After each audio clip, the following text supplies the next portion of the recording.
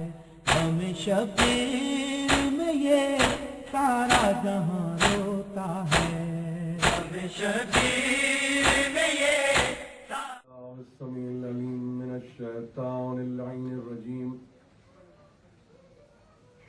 بسم اللہ الرحمن الرحیم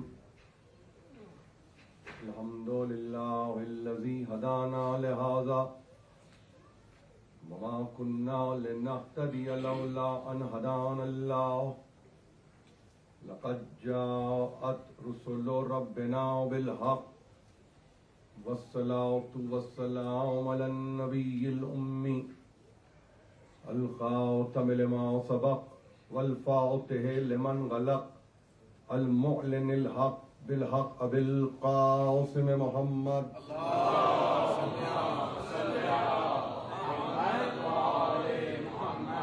أهل بيته الطيبين الطاهرين المعصومين المظلومين الذين أذهب الله عنهم الرجس وطهرهم تطهيرا اللهم صل على محمد وآل محمد. أما بعد فقد قال الله سبحانه وتعالى في محكم كتابه الحكيم وقالوا الحمد لله الذي صدقنا وعده وأورثنا الأرض نتبوأ من الجنة حيث نشاء فنعم أجر العاملين. صلوات.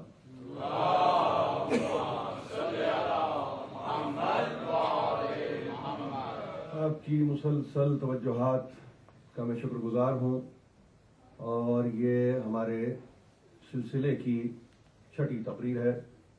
عنوان آدم آل محمد ہے. عزیزان محترم، دیکھتے ہی دیکھتے اور میں سمجھتا ہوں کہ بہت ہی تیزی سے یہ چھٹی مجلس آ گئی، اور اگر یہ کہنے کی اجازت دیجیے کہ نہیں معلوم کہ وہ کتنے مباحث ہیں کہ جو اس عنوان کی تحت باقی رہ جاتے ہیں، اس کا اندازہ کرنا مشکل ہے.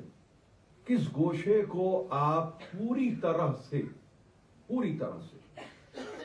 یعنی کس کی مجال ہو، کون کر سکتا ہے. ظاہر ہے کہ ایک پوری ہستی ہے، ایک پورا وجود ہے، اور یہ وجود معصوم ہے. عام وجود کے تعلق سے، عام ہستی کے تعلق سے تذکرہ کرتے ہوئے احباب یہ کہتے ہیں کہ حق ادا نہیں ہو سکتا. لیکن جہاں ہم اس ہستی کے تعلق سے گفتگو کریں کہ جس نے نظام کو دوام عطا کیا ہو، جس نے حیات کو جامہ دیا ہو، اس ہستی کے تعلق سے گفتگو ہو رہی ہے، تو کس گوشے پر گفتگو کی جائے، کس رخ سے گفتگو کی جائے، کس زاویے سے گفتگو کی جائے، ظاہر بہت مشکل ہو جاتا ہے. لیکن ایک صورت جو میں سمجھتا ہوں کہ وہ پڑھے لکھے مجموع میں سہل ہوتی ہے، وہ یہ کہ اگر اشارہ دیا جائے تو اسے جا کر تلاش کرنے والے نہ صرف یہ کہ تلاش کرتے ہیں، بلکہ محسوس یہ ہوتا ہے کہ اس چشمے پر جا کر اپنے آپ کو سیراب بھی کر لیتے ہیں. ظاہر ہے کہ یہ ہمارے پاس مجلس اور محفل کا یہی تصور ہے، یعنی عقل مندوں کی نشست ہے یہ، جس سے بہت سے محروم ہیں. نام لینے کی ضرورت نہیں ہے، یہ عقل مندوں کی نشست ہے، تو اس کو عقل مندوں ہی کی نشست رکھیے، اس پہ کمپرومائز مت کیجیے، اس پہ کسی قسم کی سودے بازی نہ کیجیے، اس کے لیے اپنے آپ کو آمادہ کیجیے. دیکھیے، ہم تو اس تیقن کے ساتھ اس مجلس میں آتے ہیں کہ جو سامع آ گیا، فرش ازا بچھا سامع آ گیا، اور وہ سامع معمولی سامع نہیں ہے، وہ سننے والا معمولی سننے والا نہیں ہے جس کے گھر کا تذکرہ ہے وہ گھر والی آ جاتی ہے. یہ ہے ہمارا ایمان. تو جہاں سامع اول وہ ہو تو آپ کا کیا عالم ہونا چاہیے؟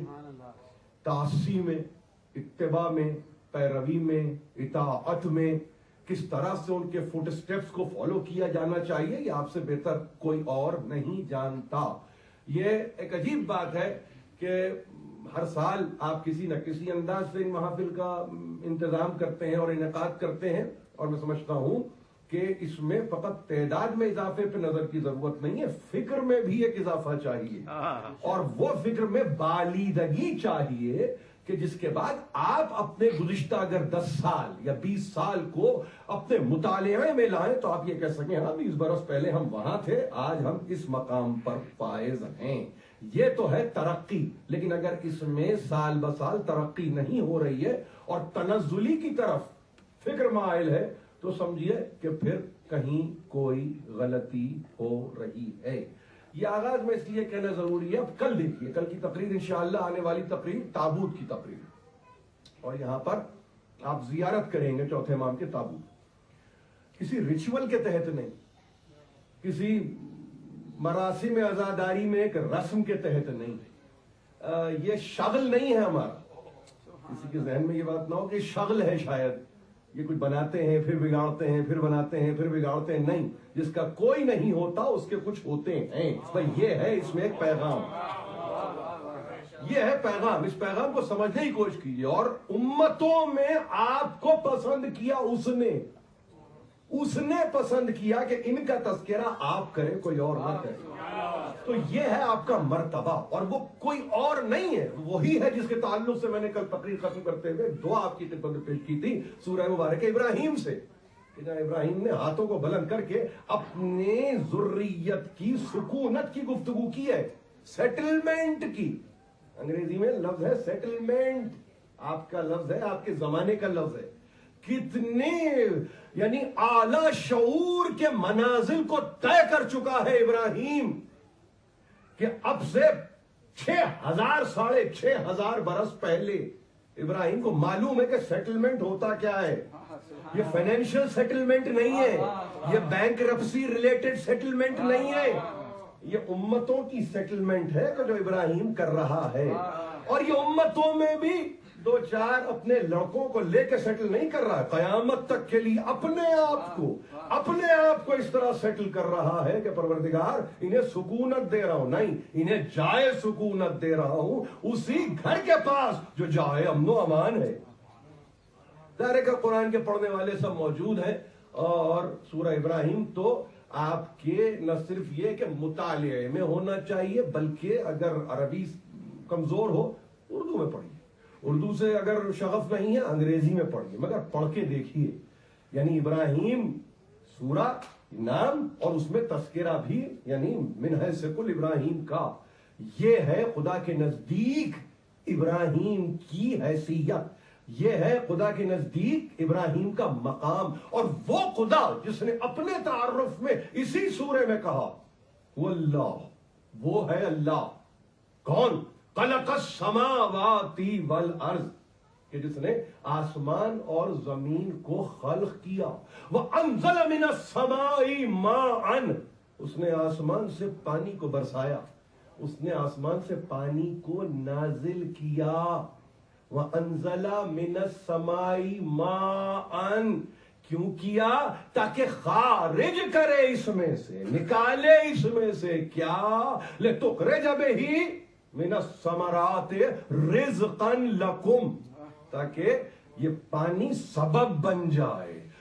دیکھیے خالق کائنات ہے، ضروری نہیں تھا اس کو کہ اسباب و علل کی دنیا بنائے، ضروری نہیں تھا اس کے لیے کہ کاز اور ایفیکٹ کو رکھے اور اس کے بعد چیزوں کو پہچنوائے، وہ تو خالق ہے، وہ تو بنانے والا ہے، وہ یوں ہی دے دے تو کیا کمال ہے، وہ یوں ہی عطا کر دے تو ایسی کون سی بڑی بات ہے، اس نے قانون کو متعارف کروایا ہے۔ میری باتوں کو بہت غور سے سنیے، اس لیے کہ یہ مجلس پھر میں ایسے کہتا ہوں آپ سے اپنے تعلق سے نہیں، کوئی بھی مجلس پھر دوبارہ نہیں ہوتی جب تک کہ اسے دوبارہ سنا نہ جائے۔ ظاہر ہے کہ اس وقت ہم گفتگو کر رہے ہیں، یعنی اسباب و علل کی دنیا کو پیدا کرنے کی بنیادی وجہ تعلیم ہے انسان کی، ہدایت ہے انسان کے لیے۔ دنیا اس میں فلسفہ تلاش نہ کرے، دنیا اس میں منطق تلاش نہ کرے، دنیا اس میں کسی مفکر کو تلاش نہ کرے کہ یہ کاز اور ایفیکٹ تو فلاں نے بھی کہا ہے، فلاں نے بھی کہا ہے۔ ہمارے دور میں بھی اسباب و علل کی گفتگو ہوتی ہے، کہ نہیں، اس نے تعلیم دے کے بتایا کہ دیکھو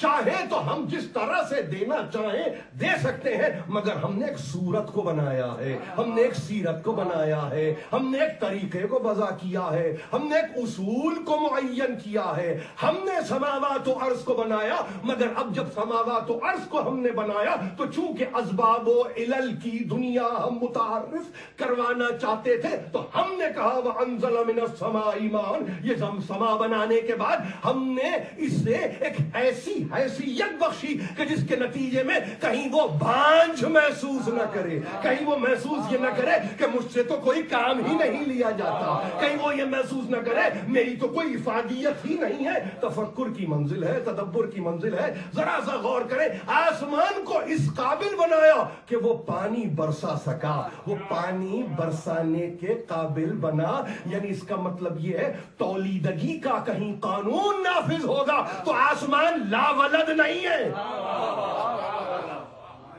وَأَنزَلَ مِنَ السَّمَاءِ مَاءً، آسمان سے اس نے پانی کو برسایا، اور زمین کی روداد یہ کہ اس نے زمین کو بنجر نہیں چھوڑا۔ یہ اسباب و علل کی دنیا میں ایک مرتبہ آسمان سے پانی برسا، زمین نے اسے قبول کیا، جذب و قبول کی دنیا بھی بنائی کہ دیکھو شے اچھی تھی اس کو جذب کر لیا گیا، شے بری ہوتی ہے اسے دفع کر دیا جاتا ہے۔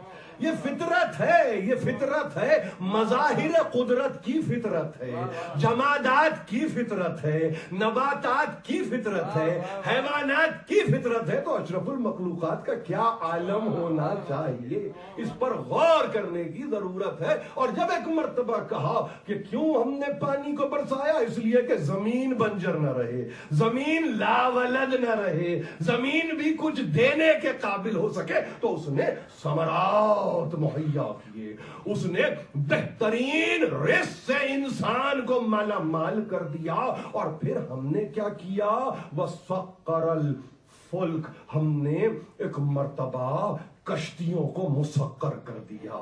کیوں کشتیوں کو مسخر کیا؟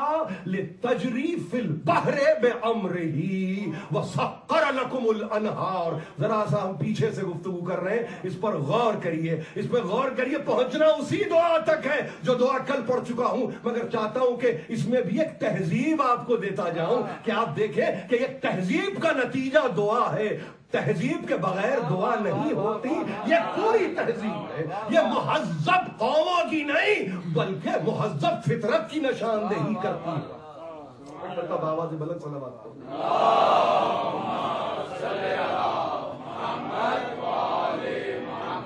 اور اس نے مسخر کیا، کس کے لیے؟ خالق تو ہے، پیدا کرنے والا اپنے لیے تو مسخر نہیں کرتا، اپنے لیے تو سب سروینٹ نہیں بناتا، اپنے لیے تو کسی کو سبجیکٹ نہیں بناتا، وہ تو خالق ہے، اس کو ضرورت کیا ہے؟ یعنی وہ کیا ایسا خالق ہے کہ اپنی صنعیت کا مظاہرہ کرے گا؟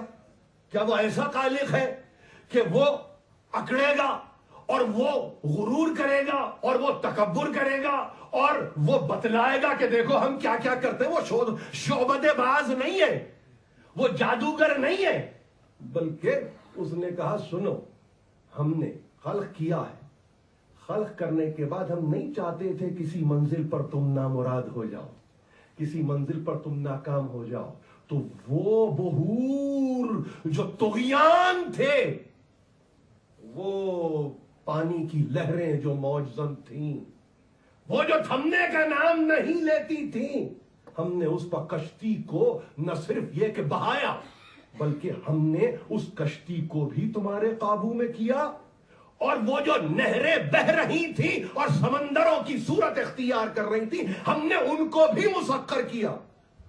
اب تسخیر وہ کر رہا ہے، تکبر سے آپ کام نہ لیں، اس نے تسخیر کیا ہے، آپ کی مجال نہیں تھی۔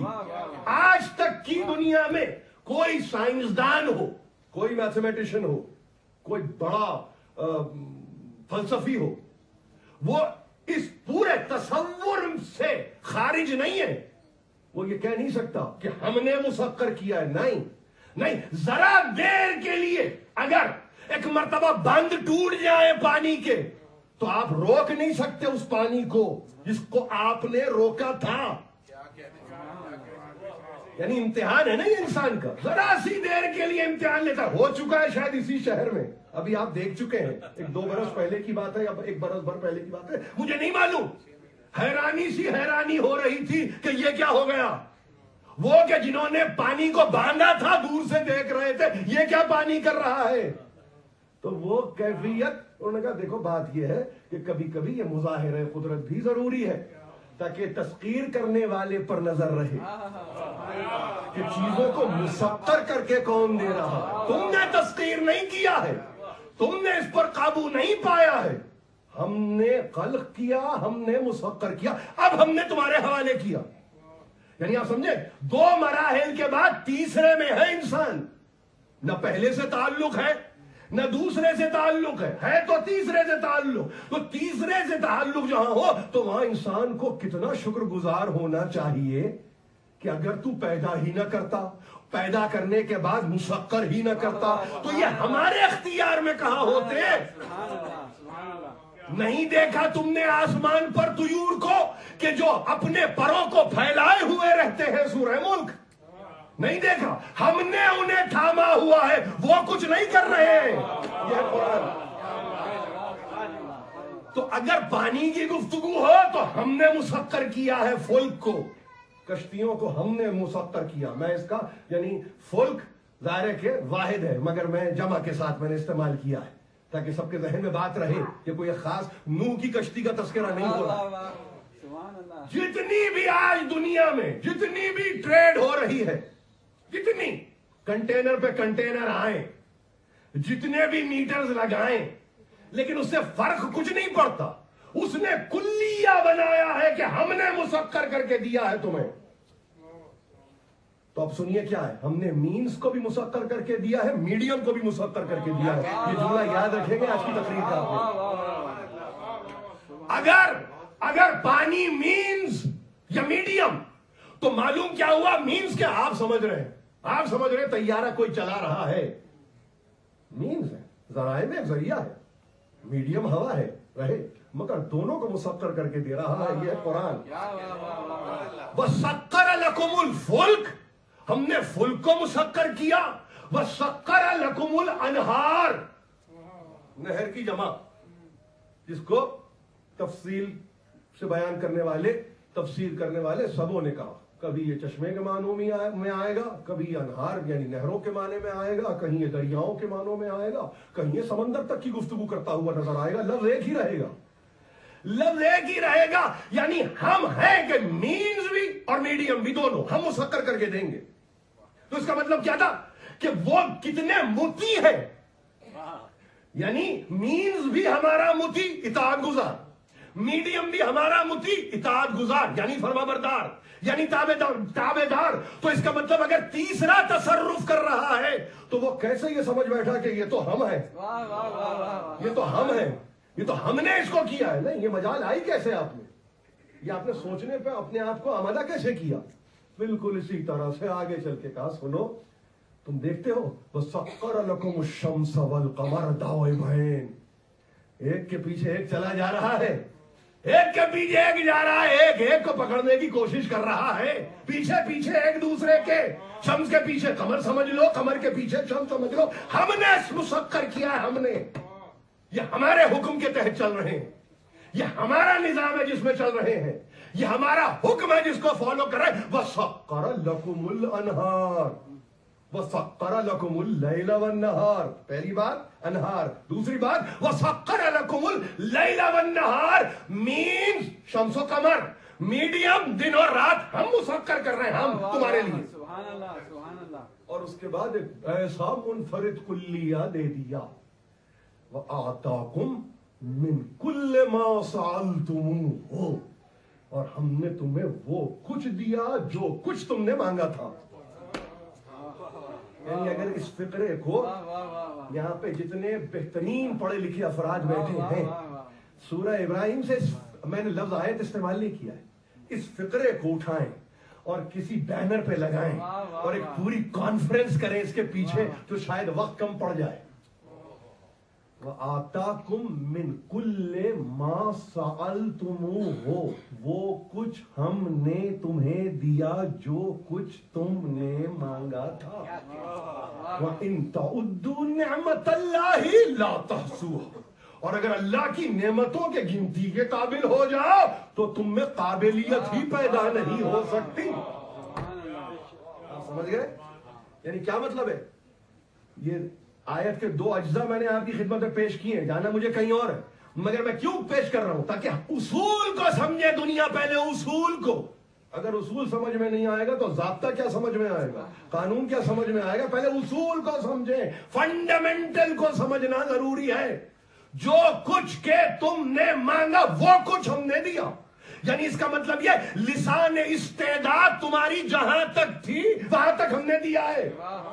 اس کا مطلب یہ ابھی سوال ختم نہیں ہوئے ہیں. سمجھ میری بات؟ یعنی جتنے تم نے سوال کیے ہم نے اس کے مطابق تمہیں دے دیا.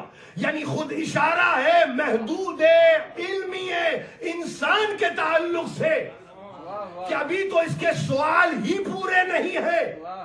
جو تم نے، جیسا تم نے، جتنا تم نے اور مانگ سکتے ہو مانگو.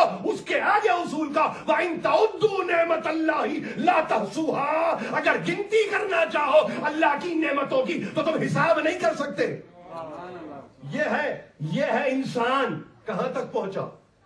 یعنی دینے والا دینے پر رک نہیں رہا ہے، مگر اس نے کہا کہ سائل بنا رہے عقل کے ساتھ. تو مانگو وہ کہ جو اس کے مطابق ہو. سمجھ رہے میری بات؟ اس سے کیا مانگیں گے؟ 2 پیسے دے دے. اس سے کیا مانگیں گے؟ ایک گھر دے دے. ارے دیکھو تو اس کی کیپیسٹی کیا ہے. وہی جو تم نے سوال کیا، ایسا نہیں کہ ہم نے نہیں دیا، ہم نے دیا ہے. مگر اس میں بھی ایک عجیب حسرت اور یاس ہے انسان کے تعلق سے. ارے مانگا ہی ابھی تم نے ہم سے کیا ہے؟ تم نے ہم سے ابھی مانگا ہی کیا ہے؟ مانگ کے تو دیکھو. تو آگے کہہ دیا دیکھو گنتی کرنے پاؤ تو نعمتوں کی تو گنتی ہو ہی نہیں سکتی. اور اس کے بعد بے اختیار کا کتنا انجسٹ ہے انسان، کتنا انگریٹفل ہے انسان. اس کو اپنے پیدا کرنے والے کا کلن علم ہی نہیں ہے. اس کو علم ہی نہیں ہے. اور اس کے بعد میں اختیار کا سنو، انسانوں میں ایک منفرد انسان وہ ہے ابراہیم. جہاں بے اختیار ابراہیم نے ہاتھ اٹھائے، مینز بھی اس کے، میڈیم بھی اس کا، سائل ہے ابراہیم. تو اب سوال بھی تو دیکھیے، رب اجعل ھذا البلد آمنا. پروردگار اس شہر کو امن و امان کا شہر بنائے رکھنا. یہ 6000 پہلے یعنی برس پہلے کی دعا کسی خاص دن، ساتھ، لمحے، وقت کے لیے نہیں ہے. اور اگر آج کوئی خلفشار پیدا ہو جائے تو دنیا یہ نہیں کہہ سکتی کہ دعا ابراہیم کہاں مقبول ہوئی. قیامت تک کی نظر ہے ابراہیم کی، قیامت تک کی. معلوم ہے ابراہیم کو کہ کیوں اس کو امان والا شہر ہونا چاہیے، کیوں اس کو امن والا شہر ہونا چاہیے. ابراہیم نے کہا پروردگار یہ گھر، یہ بلد، یہ شہر، اس کو تو شہر امان بنا. ظاہر ہے کہ امین آنے والا ہے تو شہر امان تو بنے گا. شہر امان بنا اس لیے کہ امین آئے گا اس شہر میں، اور امین کو امان چاہیے اس شہر میں. اس شہر میں ایک ایک لفظ پر غور کیجئے، اس لیے کہ یہ وہ حکمتیں ہیں جو قرآنی ہیں، انسانی نہیں ہے حکمتیں، یہ قرآنی حکمتیں. اور اس کے بعد کہا پروردگار وجنبنی وبنی ان نعبد الاصنام، اور پروردگار مجھے اور میرے بچوں کو بت پرستی سے بچانا.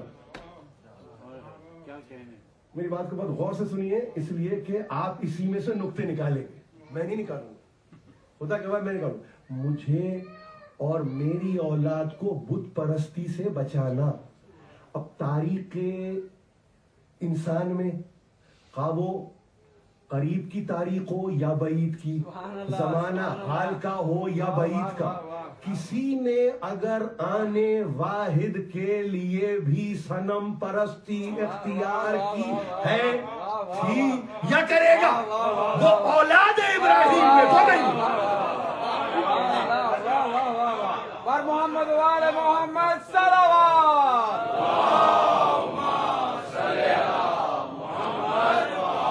کیا اس کے بعد بھی کوئی آپ کے پاس کلیئرنس کے سرٹیفکیٹ کی ضرورت ہے؟ کیا اس کے بعد بھی آپ کسی کو کلیئر کرنا چاہ رہے ہیں؟ آپ کے ذہن میں کچھ اگر نام آ گئے ہیں تو کیا آپ چاہتے ہیں کہ ان کو کلیئرنس ہے؟ تو میں کیوں کیسے دے دوں؟ دیکھیے نا، وَجْنُبْنِي وَبَنِيَ أَن نَعْبُدُ الْأَصْنَامَ، بچا مجھے اور میرے بچوں کو، میرے بیٹوں کو بت پرستی سے بچا. دیکھیے میری بات کو غور سے نہیں، آج کی تقریر بڑی اہم تقریر ہے یہ. تو اب اس اصول کے تحت اولاد ابراہیم کا ایک تصور نکلا، ابناء ابراہیم کا ایک تصور نکلا، ابراہیم کی ذریت کا ایک تصور نکلا، ابراہیم کے بیٹوں کا تذکرہ نکلا. تو ظاہر ہے کہ دو بڑے بیٹوں کا تذکرہ تو آپ کے سامنے بڑے سینس میں کہہ رہا ہوں کہ بزرگ کون؟ ایک اسحاق ایک اسماعیل، ایک اسحاق ایک اسماعیل. تو اس کا مطلب کیا ہوا؟ اس کا مطلب یہ ہوا کہ جہاں بت پرستی کبھی ہوئی ہو وہ رہے ان میں، بے شک اولاد میں نہیں ہو سکتے. غور سنیے، بہت غور سے سنیے اس بات کو، اس لیے کہ یہ بڑے مسائل کا حل ہے. ہمیں کسی کا نام لے کے بیان کرنے کی اسی لیے ضرورت نہیں پڑتی. ہمیں کسی کا نام لے کے بیان کرنے کی ضرورت نہیں پڑتی. کیوں؟ اس لیے کہ جو خود اس وصف سے خارج ہو جائیں، کہ جن کی کیفیت یہ ہو کہ باپ جد ہے ابراہیم جد. اگر جد کی دعا، بھائی ابراہیم کی دعا کے متعلق آپ کیا کہیں گے؟ ایسا ابراہیم کہ کبھی قبول ہوتی اور کبھی قبول نہیں ہوتی ہے. کوئی فتویٰ لائیں گے آپ کہیں مصر سے، کہیں سعودی عرب سے، کسی لبنان سے، کسی شام سے میرے پاس فتویٰ آئے گا کہ ابراہیم کی ہاں کچھ دعائیں مقبول ہیں کچھ دعائیں مقبول نہیں ہوئی؟ بہت گفتگو کی تو چچا کے تعلق سے گفتگو کی، تو ظاہر ہے وہ بھی کوتا نظر ہی ہے. اس پر بھی گفتگو کسی دن کر لوں گا میں. اس پر گفتگو آج کرنے کے موقف میں نہیں، مگر میں بتانا چاہتا ہوں یہاں تو کلیئر دعا ہے، صاف کھلی دعا ہے، پروردگار بچا.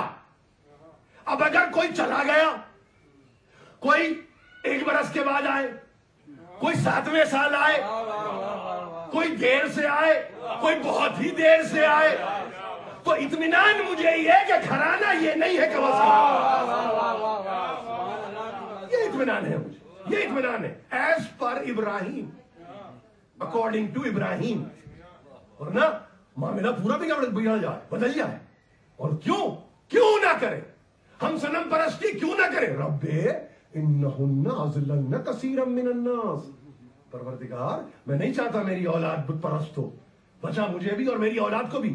ارے ان پتھر سے تراشے ہوئے بتوں نے تو بہت سو کو گمراہ کر کے رکھ دیا ہے. رب انہن اضللن کثیرا من الناس، پھر کثرت، قلت صنم پرست نہیں ہوگی. کثرت کی طبیعت ہے بت پرستی پہ مائل.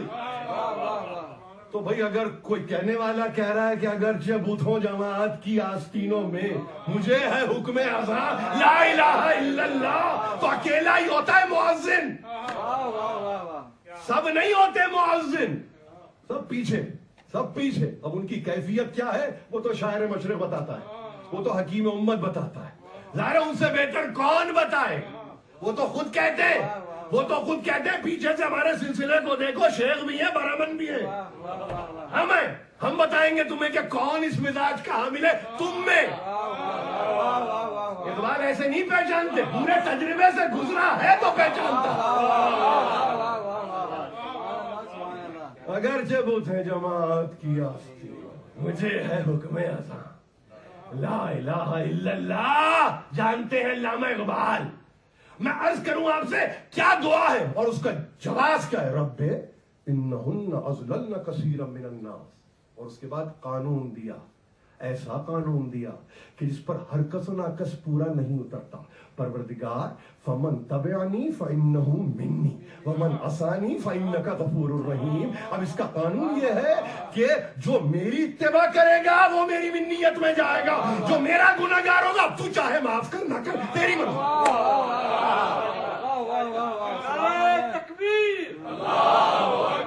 नारे रिसालत या रसूल अल्लाह, नारे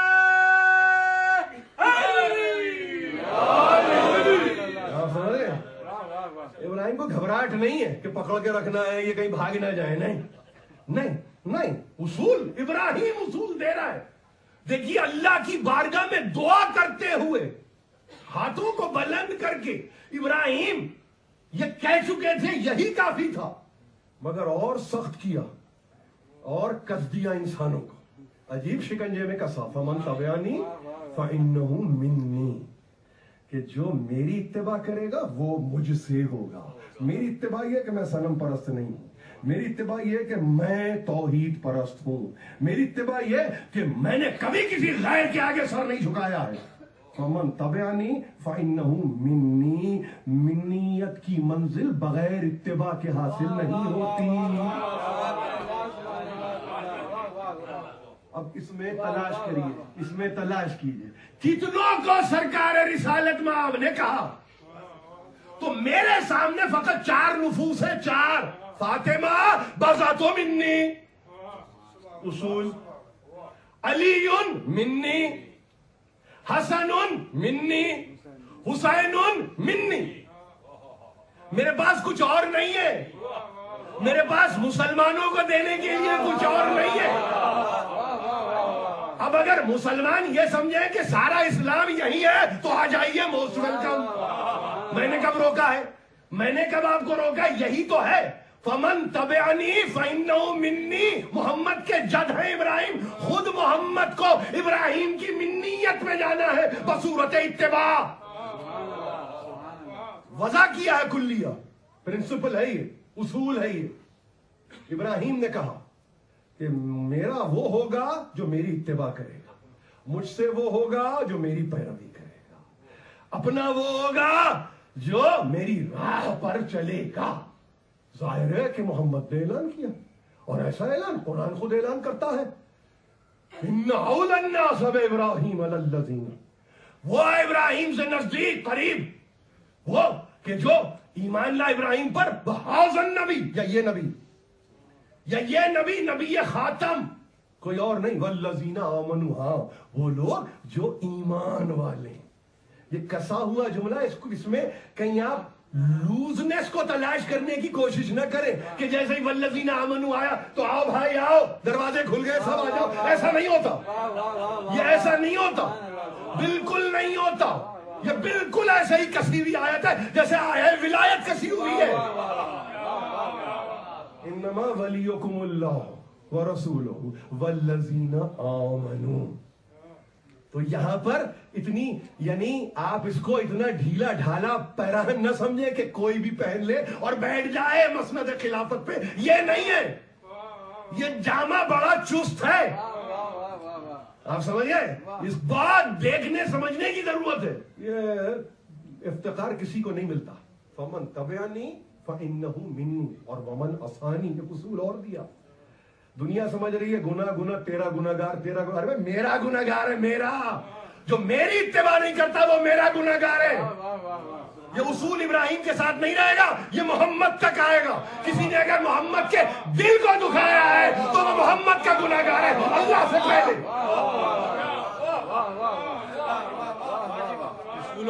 उसूलों पे गुफ्तगू हो रही है, ये मजलिस किसी जज्बे के तहत नहीं हो रही, ये उसूलों पर मबनी गुफ्तगू हो रही है। किसी ने अगर मोहम्मद की तबीयत को बोझल किया, मोहम्मद के मिजाज को बोझल किया, नहीं, मोहम्मद के कल्ब को बोझल किया, बोझल, नाराज का लफ्ज इस्तेमाल नहीं कर रहा हूं, यानी अगर ज़हरा फकत बोझल हो जाए कभी, अरे नाराज तो कयामत हो जाएगी। नाराजगी में कयामत है। क्यों भूल गए आप?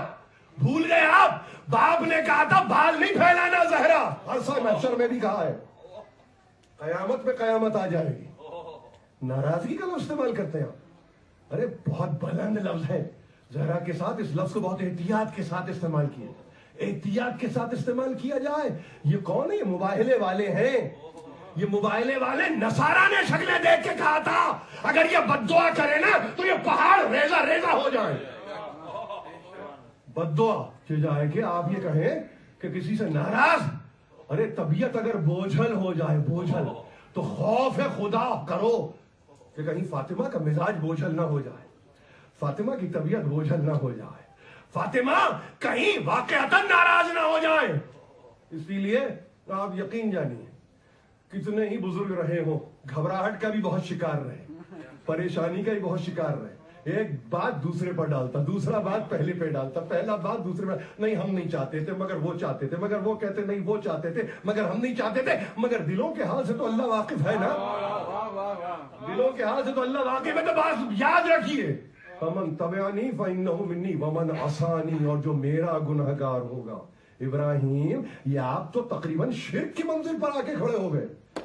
آپ کا گنہگار کیا ہوتا ہے؟ گنہگار تو ہم نے سنا اللہ کا ہوتا ہے. یہ آپ کا گنہگار کیا مانے؟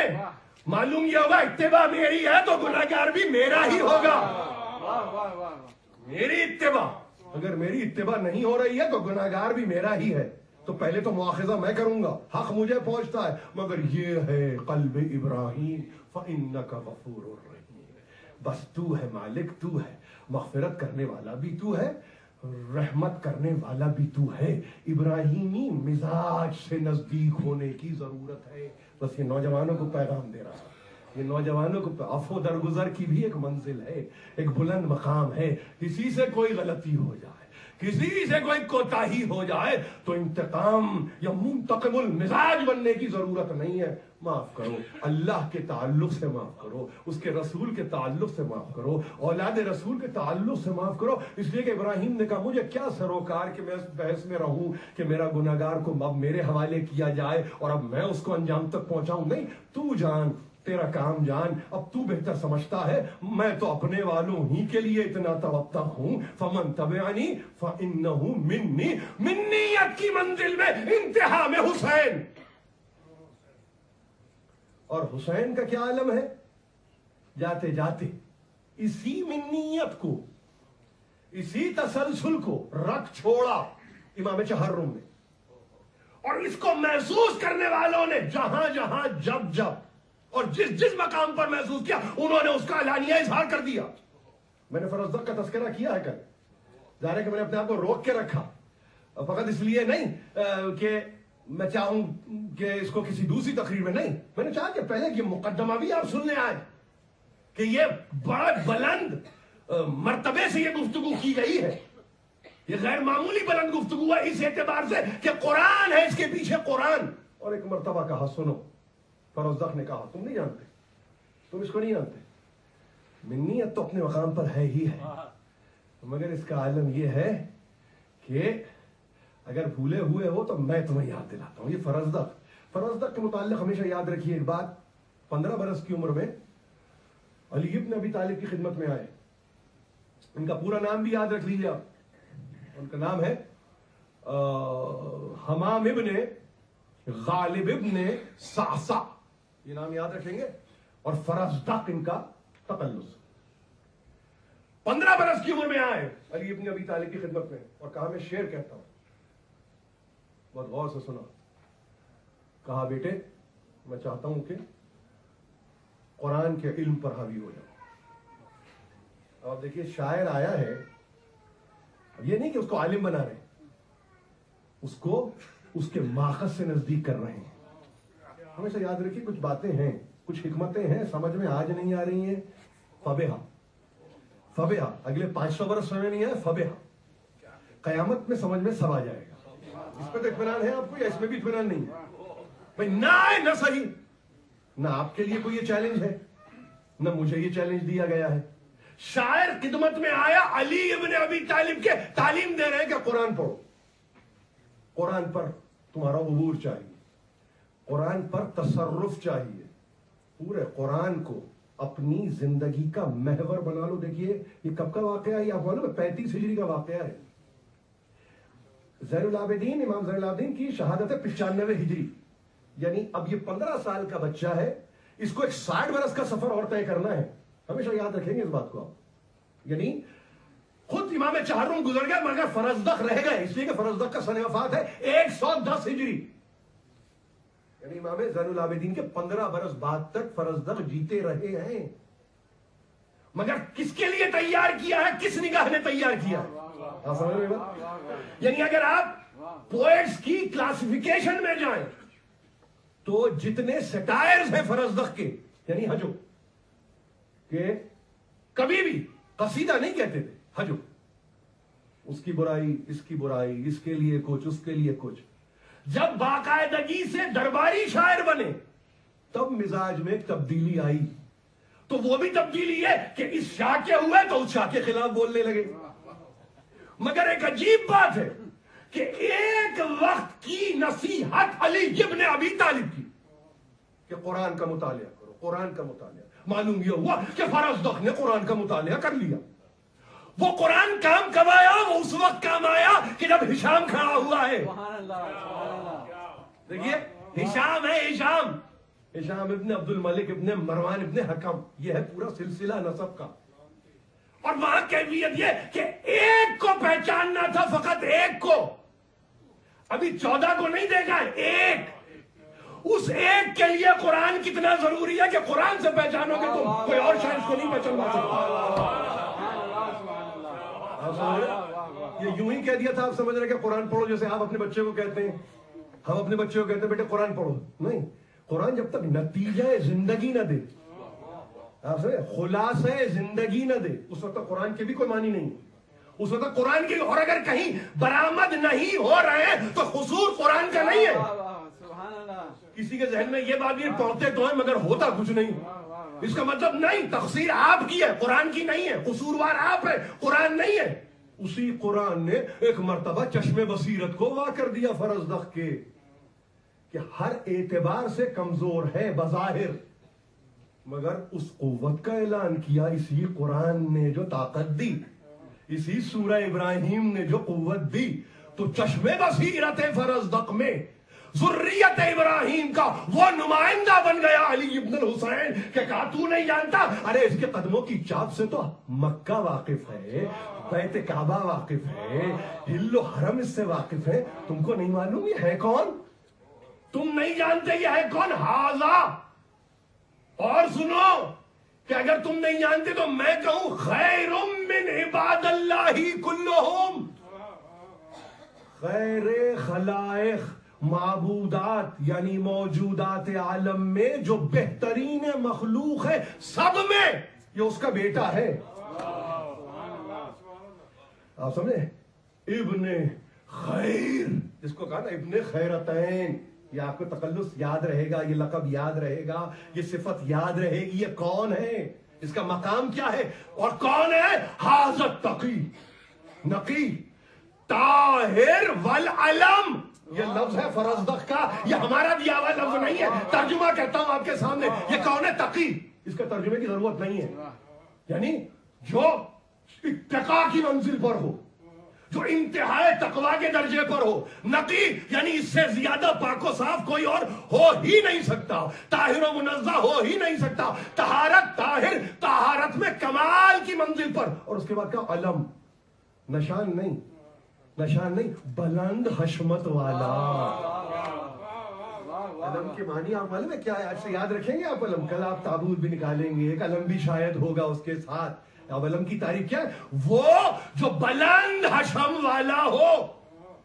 آپ تو علامت کے طور پہ نکالتے ہیں، علامت وہ مجسم علم ہے. اب نکالتے ہوئے کس احتیاط کی ضرورت ہے کہ آپ نے کسی لکڑی کی شے کو نہیں پکڑا ہوا ہے، وہ ذی حشم کو آپ تھامے ہوئے ہیں جس کی رفعت کو خدا نے بلند کیا ہے.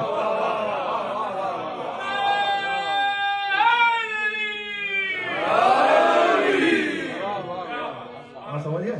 تقی وہ، نقی وہ. فرزدق ہے، فرزدق ہے سن 95 ہجری سے پہلے ہے. نہ تقی جواد کا کوئی گمان ہے، نہ علی النقی کا کوئی پتہ ہے.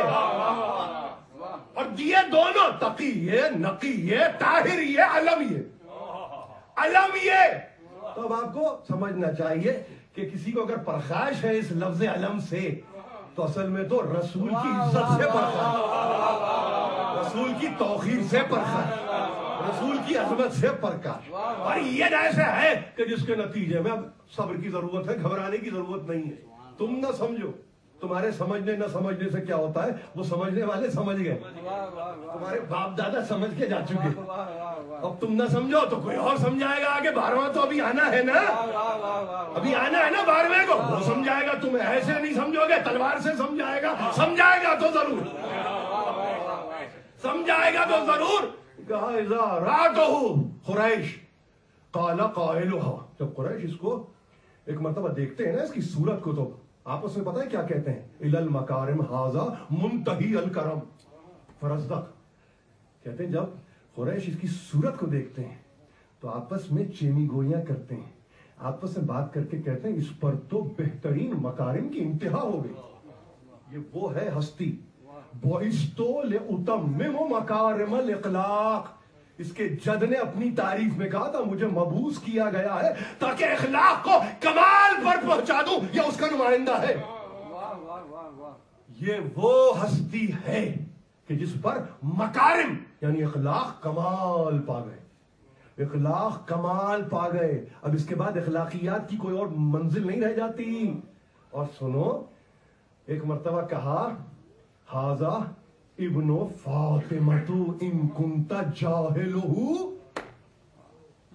سنو یہ فاطمہ زہرا کا بیٹا ہے، اگر تم جاہل ہو تو میں تمہیں کہہ رہا ہوں۔ یہ کس کو کہہ رہا ہے؟ جس کے گھر سے روٹی کھا رہا ہے۔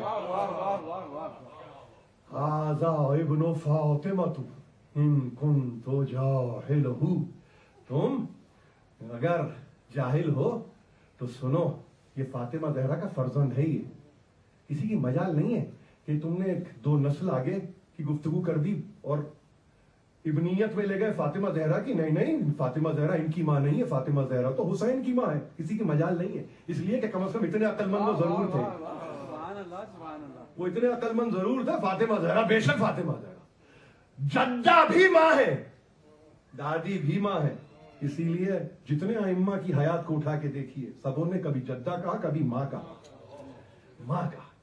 یہ نسبتیں ہیں، نسبتیں، جہاں ماؤں ہی کی خبر نہ ہو اور باپ کا پتہ نہ ہو تو وہاں کیا کسی کو نسبت کا، کیا کوئی جانے، کیا کوئی، اسی لیے کہ اگر جاہل ہو، اس نے خود کہا ھذا ابن فاطمہ ان کنت جاہلہ، اگر تو اس سے جاہل ہے اس امر سے کہ یہ ابن فاطمہ ہے، سنو یہ کون ہے، یہ کون ہے، بجدہ الانبیاء قد ختموا، اس کا عالم یہ ہے کہ ان کے جد پر نبوت ختم ہو گئی۔ یہ وہ ہستی ہے جن کے جد پر نبوت کا اختتام ہے۔ آپ کیا سمجھتے ہیں، کیا سمجھتے ہیں؟ اس کے بعد کیا کیا جانا چاہیے تھا فرزدق کے ساتھ، وہی ہوا جو کہ ہونا تھا۔ اس نے کہا تم یہی کر سکتے ہو نا کہ قید میں ڈالو گے، اس سے زیادہ تو تمہارے اختیار میں ہے نہیں، ڈالو۔ عجیب بات یہ ہے کہ وہ تو گیا قید میں، مگر جس کی شان میں قصیدہ کہا تھا اس نے 12,000 درہم اس تک پہنچائے۔ اب دیکھیں فرزدق کا عالم کیا، فرزدق نے کہا جا کے کہہ دو مولا سے کہ کسی صلے کی تمنا میں تعریف نہیں کی تھی، حق پہنچتا ہے آپ کو تب تعریف کی، یہ حق تھا آپ کا، یہ میرا حق نہیں ہے جو آپ مجھے دے رہے ہیں۔ تو وہاں سے جواب آیا جب ہم کوئی شے عطا کر دیتے ہیں تو پھر واپس نہیں لیتے، عطا کر دیتے ہیں، ہم جب کوئی شے عطا کر دیتے ہیں یعنی صفت الہی میں شامل ہے، وہ بھی عطا کرتا ہے آپ بھی عطا کرتے ہیں۔ تو اگر بہنیں کبھی نام لے کے مانگیں اور کہیں عطا کر دو تو غلط لفظ نہیں ہے، شرک نہیں۔ مولا کہتی ہے نا ہماری بہنیں، کہیں بچے کا مسئلہ، کہیں روزگار کا مسئلہ، کہیں شادی کا مسئلہ، کہیں کسی شے کا مسئلہ، عطا کر دی، اپنی بارگاہ سے عطا کر دیجئے۔ یہ اچھے لفظ نہیں ہے، یہ حقیقت ہے، خدا کے لیے سمجھ لیجیے اس بات کو، یہ اردو اچھی نہیں بیان کی جا رہی ہے، یہ حقیقت ہے، اس سے کم پہ معصوم راضی نہیں ہوتا۔ ہم عطا کرتے ہیں، عطا جب ہم عطا کرتے ہیں تو پھر واپس نہیں۔ برستے ہوئے پانی کو کسی نے کبھی واپس کیا ہے؟ زمین سے نکلتے ہوئے ثمر کو کسی نے واپس کیا ہے؟ تو پھر جب وہ دیتے ہیں تو وہ ایسے ہی دیتے ہیں، وَأَنزَلَ مِنَ السَّمَاءِ مَاءً، جیسے آسمان سے۔ سبب و اسباب کی دنیا ہے، وہ مسبب الاسباب ہے۔ اگر انسانوں میں کچھ اسباب رکھ رہا ہے تو گھبرانے کی کیا ضرورت ہے؟ آسمان کے لیے تو تیار ہے کہ اس سے پانی نازل ہو سکتا ہے، مگر علی ابن الحسین کے لیے تیار نہیں ہے کہ نعمت دے سکتے ہیں۔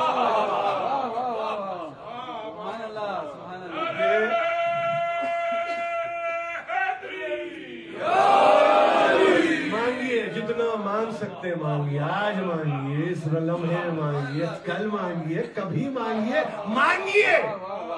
ارے آزما لو، مانگ کے آزما لو اگر یقین نہ ہو۔ کہیں کوئی گھبراہٹ کسی کو ہے عقیدے میں اور وہ کہہ امتحان لیں گے، مانگیے مانگیے، کہیے پہلے آزمائیں گے۔ تو ایسی تو نہیں معلوم کتنی آزمائشوں سے گزرے، آپ پہلے تھوڑی ہوں گے آزمانے والے، ایسی کتنی آزمائشوں سے گزرے ہیں۔ ان حقیقتوں سے خدا شاہد ہے تذکرہ آ گیا، ذہن میں آ گیا، اس وقت وہی تذکرہ ہوگا، شاید مجربات میں سے ہے، اور میں سمجھتا ہوں کہ پروردگار سے قبول کر لے۔ اس معرفت کے ساتھ زخمی مسلم ابن عقیل، تقریر ختم کرو، زخمی مسلم ابن عقیل کہ ایک مرتبہ گڑھے میں گرا دیا گیا، کہیں سے تلوار چلی، کہیں سے نیزہ چلا، کہیں سے بھالا چلا، کہیں سے خنجر چلا، کہیں سے پتھر مارے گئے۔ مسلم اس طرح سے زخمی ہو گئے کہ بدن چور چور ہو چکا تھا۔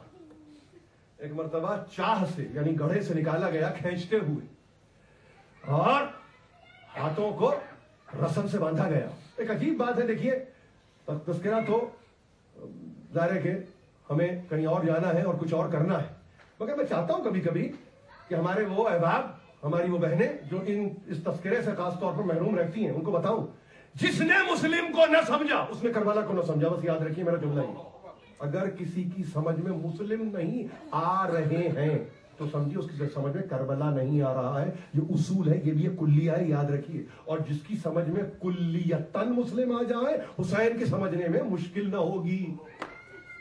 یہ ہے تعریف مسلم کی۔ دیکھیے پریامبل ہے نا کربلا کا، مقدمہ ہے نا کربلا کا مسلم، یعنی کربلا سے پہلے ایک کربلا واقع ہوئی ہے مسلم کی صورت میں۔ سب کچھ ویسے ہی، غریب الوطنی ہے تو مسلم کو حسین بھی غریب الوطن ہے، آوارہ وطن ہے حسین تو آوارہ وطن ہے مسلم۔ گڑھے میں گودال میں حسین کو دھکیلا گیا، یہاں بھی گڑھے میں مسلم کو ڈالا گیا۔ کہیں سے خنجر چلے مسلم کے لیے، حسین کے لیے بھی تیر چلے، بائیں نہیں، سب کچھ ویسے ہی ہوتا رہا۔ ایک پانی رہ گیا تھا، جام آب آیا، زخمی مسلم کو یہ کہا گیا کہ پانی پی لو، ہونٹوں سے پانی کو لگایا گیا، ہونٹوں سے لگایا، ایک مرتبہ لہو پانی میں شامل ہو گیا، پانی کو پھینک دیا گیا، دوسری مرتبہ پانی پھر آیا، پھر ایک مرتبہ ہونٹوں سے لگا، پھر لہو شامل ہوا، پھر پانی پھینک دیا گیا، تیسری مرتبہ اب جو پانی لایا گیا ہونٹوں کو نزدیک لائے، کچھ دانت ٹوٹ کے پانی میں گر گئے خون کے ساتھ۔ بے اختیار کہا انا للہ و انا الیہ راجعون، میرا امام بھی پیاسا ہے، میں بھی دنیا سے پیاسا ہی جاؤں گا۔ یہ علم مسلم ہے، یہ علم مسلم ہے، یعنی دلیل قائم کی ہے کہ مجھے اگر پانی نہیں مل رہا ہے تو اس کا سبب کچھ ہے، اس کا بھی سبب کچھ ہے۔ اس سبب کو تلاش کیا ہے مسلم نے، اور ایک مرتبہ انا للہ و انا الیہ راجعون کہتے ہوئے ابن زیاد کے دربار میں لائے گئے۔ سر جھکا ہوا تھا، کونے سے آواز آئی، مسلم تم نے امیر کو سلام نہیں کیا۔ بے اختیار آسمان کی طرف سر کو اٹھایا اور کہا ما لی امیر سوا الحسین، میرا کوئی امیر نہیں ہے سوا حسین ابن علی، میرا کوئی امیر نہیں، میرا کوئی حاکم نہیں، میرا کوئی مولا نہیں، میرا کوئی آقا نہیں، مولی امیر سوا الحسین۔ آپ سوچتے ہوں گے کیا تاریخ ہے اور کیا تذکرہ ہے، ابھی بتاتا ہوں آپ کو کہ تاریخ کیا ہے اور تذکرہ کیا ہے۔ ایک مرتبہ کہا وصیت کو بیان کرو، پہلی وصیت اشہد ان لا الہ الا اللہ وحدہ لا شریک لہ واشہد ان محمدا عبدہ ورسولہ. یہ وصیت ہے پہلی, یہ وصیت ہے. دنیا اسے کچھ اور کہتی, یہ وصیت ہے. سنو, گواہ بنا رہا ہوں, اس ایمان پر دنیا سے جا رہا ہوں. دوسری بات یہ 700 درہم کا مقروض ہوں, مر جاؤں تو زرہ بیچنا, تلوار بیچنا, میرے قرض کو ادا کر دینا. اور تیسری وصیت ہے, کوئی جا کے میرے آقا سے کہے مولا کوفے تشریف نہ لائیے, مولا زمانہ پرآشوب ہے, آپ کا غلام جان نثار کر رہا ہے, آپ کوفے تشریف نہ لائیے. قصر دارالامارہ بام پر آئے, یعنی چھت پر آئے, قاتل سے مہلت طلب کی. دیکھیے تعصی, اب اس کو تعصی کہیں نہ کہیں مجھے نہیں معلوم, کربلا تو بعد میں واقع ہونا ہے, مگر یہاں مظاہرہ مسلم کر رہے, ارے مجھے نماز پڑھنے کی تو مہلت دے دے. قاتل سے کہا, قاتل سے ایک مرتبہ مہلت چاہی, 2 رکعت نماز پڑھی, اللہ کا شکر ادا کیا. ایک مرتبہ سجدے سے سر اٹھا, قاتل کی تلوار نیام سے نکلی. ایک مرتبہ بام کے کنارے جا کے دیکھا تو مسلمان عید کی تیاریوں میں مصروف تھے. باپ اپنے کاندھوں پر بچوں کو سوار کیے ہوئے عید کی خریداری کر رہے تھے. ایک رخ اختیار کیا مسلم نے, سر کو جھکا کے کہا السلام علیکم یا ابا عبداللہ. حسین منزل شقوق پر بیٹھے ہوئے تھے, بے اختیار کرسی سے کھڑے ہوئے اور کہا وعلیکم السلام یا مسلم. سلام کا جواب دیا. اور ایک مرتبہ دیکھا تو دیکھا, خیمے کا پردہ الٹ کے بہن باہر آ گئی, پوچھنے لگی بھائی کس کے سلام پر جواب سلام. ایک مرتبہ کہا آؤ زینب ادھر آؤ, نزدیک بلایا, ساری زمینوں کو پست کیا, کوفے کی زمین کو باعجاز بلند کیا. دیکھا مسلم عزیز سر کو جھکائے کھڑا ہے, ایک تلوار چلی, سر جسم سے الگ ہوا, بے اختیار کہا ارے یتیمہ مسلم کو تو بلاؤ. مسلم کی یتیمہ آئی, گود میں بٹھایا, رخسار کے بوسے لیے, پیشانی پہ بوسا دیا, ہاتھوں کو چومنے لگے. اب جو دیکھا تو دیکھا کان خالی ہے. زینب سے کہا 2 گوشوارے تو لانا, 2 گوشوارے تو لانا.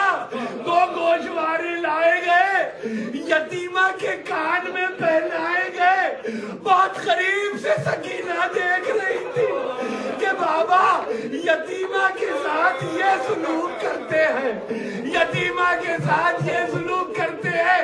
وہی بچی اب جب کوفے کے بازار میں آئی تو کہیں سے کوئی پتھر مار رہا تھا, کہیں سے کوئی جھڑک رہا تھا, کہیں سے کوئی نیزہ لگا رہا تھا. ایک مرتبہ دیکھا تو دیکھا قصر دارالامارہ پہ مسلم کا کٹا ہوا سر, آنکھیں کھلی تھی, مگر اب جو دیکھا, دیکھنے والے نے تو دیکھا جیسے ہی حسین کے کٹے ہوئے سر پر مسلم نے